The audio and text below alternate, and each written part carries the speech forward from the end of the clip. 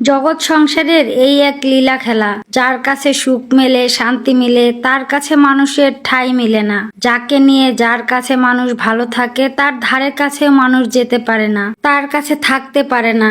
কি আজব, কি অদ্ভুত, তাই না? এটাকেই বলে নিয়তির খেলা। আসসালামু আলাইকুম, সবাই কেমন আছেন? আলহামদুলিল্লাহ, আমি অনেক ভালো আছি। আজকের ব্লগটা রাত থেকে শুরু করেছি। আমি একজন মিষ্টি প্রেমিক মানুষ। আমার ঘরে মিষ্টি জাতীয় খাবার না থাকলে আমার একদম মাথাটা নষ্ট হয়ে যায়। তো ফ্রিজে গাজর ছিল, ভাবলাম গাজরের লাড্ডু বানালে তো ভালোই হয়, মানে 2-4 দিন ঘরে রেখে খাওয়াও যাবে। তো যেই ভাবা সেই কাজ। আসলে একটা জিনিস বানাতে গেলে কিছু উপকরণের প্রয়োজন হয়, আর দেখা যায় একটা থাকলে আরেকটা থাকে না। তো এই কারণে আসলেই তেমন ভাবে বানানো হয় না। তো যখন একটা জিনিস থাকে আরেকটা জিনিসের অভাবে সেটা আর হয়ে ওঠে না। তো যাই হোক, গুঁড়া দুধ, তারপর হচ্ছে লিকুইড দুধ সবকিছু দিয়েছি, চিনি দিয়েছি, দিয়ে সুন্দর করে ভেজে বাদামও দিয়ে দিলাম, কিছু কিশমিশও দিয়েছি।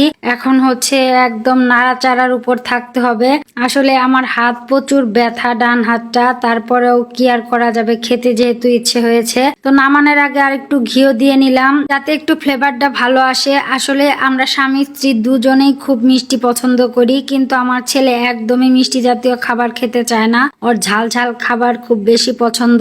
তো যাই হোক, লাড্ডুর প্রসেসিং এর কাজ শেষ, এখন হচ্ছে বানানোর পালা। তো এখন হচ্ছে গুল গুল করে শেপ দিয়ে লাড্ডুগুলো বানিয়ে নিচ্ছি।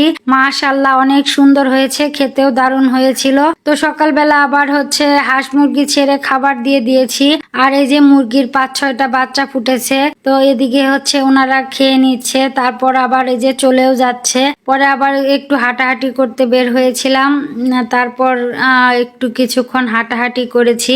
একটা মাছরাঙা মানে কি যে অবস্থা করতেছিল, দাঁড়িয়ে দাঁড়িয়ে অনেকক্ষণ দেখতেছিলাম। পরে স্বামীকে নাস্তা দিয়ে দিয়েছি, খিচুড়ি। পরে আবার দুপুর বেলা চলে এসেছি রান্নাঘরে, ভাত বসিয়ে দিয়েছি, ডাল বসিয়ে দিয়েছি। তো ডালটা এখন ঘুটা দেওয়ার পালা, ঘুটা দিয়ে নিচ্ছি। তো ডাল ঘুটা দিতে আমার কিন্তু ভালো লাগে, অনেকক্ষণ আমি ডাল ঘুটি, কি জন্য যে ভালো লাগে জানি না। তো বাগারটাও দিয়ে দিলাম। তো বাগার দিয়ে একটু নাড়াচাড়া দিয়ে এখন হচ্ছে ধনিয়া পাতা দিয়ে দিব।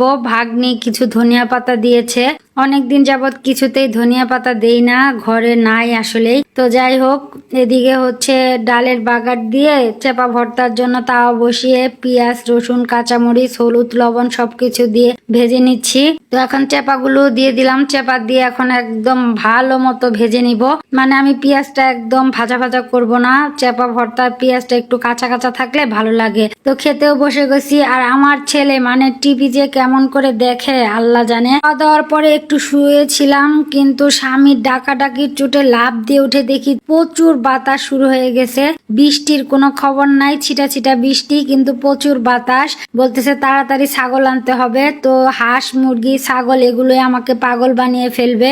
এখন কি করব, সবাই তো না করে, কিন্তু আমার তো না পারলে ভালো লাগে না। আর এই যে হাঁসগুলা, এগুলা যে বজ্জাতের বজ্জাত, মানে পানিতে নামলে আর উঠার নাম নেই তাদের। তো যাই হোক, ছেলেকে নিয়ে একটু মানে উঠানোর চেষ্টা করতেছিলাম। পরে আবার এত সুন্দর বাতাস, হাঁটাহাঁটি না করলে চলে। আমার ভাস্তিরা তো ভিডিও করা দেখেই দৌড় দিয়েছে। তো এদিকে আবার একটু আশেপাশটাও ঘোরাঘুরি করতেছিলাম, বাতাসের ভিতর সবাই মিলে একটু আড্ডা দিতে, হাঁটাহাঁটি করতে কিন্তু ভালোই লাগে। যেহেতু বৃষ্টি নাই, তেমন একটা প্যারাও নাই, তো একটু ঘোরাঘুরি করতেছিলাম। এই যে দেখেন বাতাসের অবস্থা, মনে হচ্ছে যে গাছপালা একদম ফেলে দিবে। তো কিছুক্ষণ ভাবিদের ওইখানে থেকেছি, তারপর হচ্ছে ফার্মেও গিয়েছিলাম। তো ছাগলগুলো গিয়ে দেখি খাচ্ছে, বৃষ্টিও নাই, তারপর ছাগলগুলো রেখে আমি চলে এসেছি। তো যাই হোক, কেমন লাগলো আজকের ব্লগটা অবশ্যই জানাবেন। সামান্য ভালো লেগে থাকলে একটা লাইক, কমেন্ট, শেয়ার করে দিবেন।